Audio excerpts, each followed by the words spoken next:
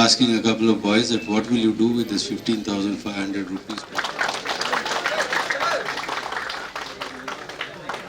Mitisar Bosomotari. LT Mindtree Foundation ni CUTM Youth Empowerment Program ni गेजेरजों लाइमोनफोरखौ फोरोंथाय होनानै थांना थानायनि राहा खालामनानै होदों रौथायाव थानाय ITI केम्पासनि गेजेरजों। दिनै उदालगुरि जिल्लानि रौथायाव थानाय ITI केम्पासाव LT Mindtree नि चिफ सास्टेनेबल अफिसारा भिजिट खालामफैनानै 3 दान आबुं सोलोंथाय लानाय सोलोंसाफोरनो अफार लेटार राननायजों लोगोसे गुबुन गुबुन जायगायाव खामानि मावनायनि सुबिदाखौ खालामनानै होदों आरो थांना थानायनि जिउ राहा दाना लानो हानायनि बाथ्रा बुंदों चिफ सास्टेनेबल अफिसार बिथाङा। बेबायदि खाबुखौ लानो गोसो गुदुं सुबुंफोरा रौथायाव थानाय ITI केम्पासाव सोलोंथायखौ लानो हागोन होननानै अफिसार बिथांमोना फोरमायबावो। मेरा नाम पनीश राव है, मैं LTI माइंट्री में चीफ सस्टेनेबिलिटी ऑफिसर हूँ। हमारा एसोसिएशन सेंचुरियन के साथ 10 साल से पुराना है एंड बाकी शहरों में हम स्किल डेवलपमेंट करते थे, स्विंग मशीन ऑपरेशन और बाकी स्किल्स डेवलप करते थे दूसरे स्टेट्स में और शहर में। ये पहली बार हम नॉर्थ ईस्ट में आए हैं और हमको इधर पे जो भी हो रहा है काम वो देख के बड़ी खुशी हुई है। स्पेशली हमको स्टूडेंट्स से बहुत इम्प्रेस हुए हैं क्योंकि काफ़ी डेडिकेटेड हैं और डिटरमाइंड हैं और सीख के वो बाहर जाके कुछ कर दिखाना चाहते हैं। और कुछ लोगों से मैंने बात किया, उन्होंने कहा कि वो पैसा कमा के अपने फैमिली को सपोर्ट करना चाहते हैं। इससे हमको बहुत खुशी हुआ उनका इंटेंशन सुन के। एंड ये एक्सपेरिमेंट था ये साल, अगले साल हम और बढ़ाएंगे और लोगों को स्किल डेवलप करेंगे और लोगों को रोजी रोटी का व्यवस्था करेंगे। Thank you. ऑफ़र लेटर तो बहुत अच्छा है। एक्साइड कंपनी ने सबको नौकरी दिया है, 15,500 रुपया तनख्वाह है, प्लस एकोमोडेशन है, प्लस खाना पीना है। सो मोस्टली 15,500 जो है वो ऑलमोस्ट सेविंग ही हो गया एंड अच्छा खासा पैसा है शुरुआत के लिए। और जैसे जैसे वो काम सीखते जाएंगे और काम करेंगे, उनका तनख्वाह बढ़ेगा और प्रमोशन मिलेगा और बड़े मैनेजर बनेंगे एक दिन।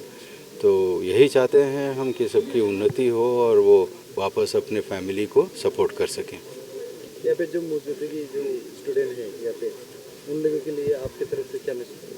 हमारी तरफ से यही है कि जो भी हम देखे हैं उसको बरकरार रखें। एक तो डेडिकेशन बहुत अच्छा है, फ्लेक्सिबल हैं और स्टेट छोड़ के बाहर जाके नौकरी करने के लिए डर नहीं रहे हैं। हमने बहुत लोगों से पूछा कि पहली बार तुम जाओगे स्टेट छोड़ के तो आपको डर लगता है क्या? बोले नहीं लगता है। हम बोले पहले कभी गए हो? तो बोलते हैं नहीं गए हैं, तो पहली बार जा रहे हैं।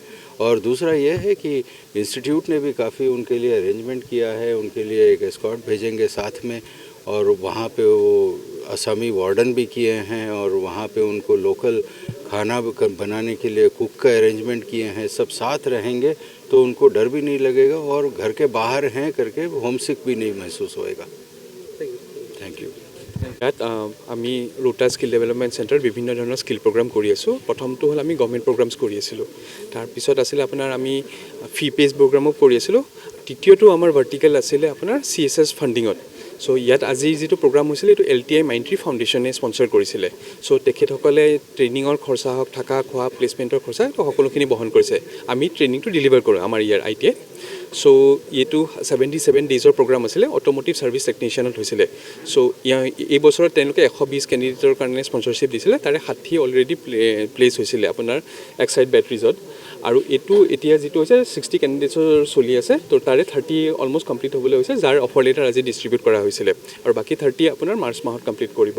চ' টোটেল 120 আমি টাৰ্গেটটো কমপ্লিট কৰিম। চ' মই এই আপোনালোকৰ মাধ্যমতে LNT মাইণ্ট্ৰী ফাউণ্ডেশ্যনকো ধন্যবাদ জনাবলৈ খুজিছোঁ। তেওঁলোকে যিখিনি ছাপোৰ্ট কৰিছে আৰু আশা কৰিছোঁ তেওঁলোকে ভৱিষ্যতলৈও সেই ছাপোৰ্টখিনি জনাই থাকিব।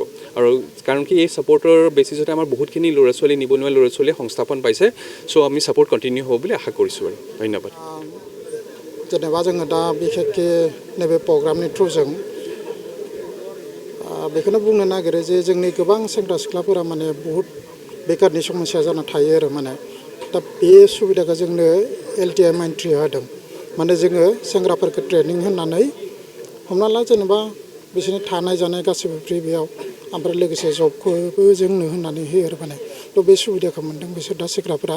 थ' बेखौनो आं नोंथांमोननि मिडियाजों बेखौनो खावलायो जाहाथे एसे सोरबाफोर बिदि फरायनानै बेकाराव थानाय गथ'फोर दंबा जाहाथे जोंनि ITI सिम फैनानै एसे इनफरमेसनफोरखौ लानो हागोन आरो बेसेबां बोसोरनि कर्स बेयावहाय ओरैनोथ' जोंना बेलेग बेलेग दङ कर्सआ जेनेबा 2 बोसोरनिबो दङ दा बिखेखै नैबे जितु जों होबाय थानाया 3 मासनि कर्स आरो जोंहा बेचेलार कर्सबो दङ थ' बेलेग बेलेग कर्स दङ आरो माने आरो जों नुदों जितु बेयाव अफार लेटारबो राननानै होनाय जादों बेनि सायाव माबायदि बुंदों जेनेबा दा जितु अफार लेटार होदों जोङो थ' बेयो मेनलि जों पुनेयाव होदों माने एक्साइड बेटारि होननाय जिहेतु जोंनि बाइकफोरनि बेटारिफोरखौ बानायो बिसोरो थ' बेयावहाय बिसोरो स्टार्टिं सेलारि 15,500 मोनगोन जानाय थानाय फ्रि होजोंनो कम्पानियावनो होगोन बिसोरो बाखि आरो जेब्ला बिसोर कम्पानियाव थाङो किसुमान उसुबिदाफोर मोनबा जोंनो नायो आरो बेफोरखौ जोंनि रिक्सायाव थाङो माने ओमफ्राय लोगोसे थांनायनि थाखायबो बिसोरना ट्रेननि टिकेट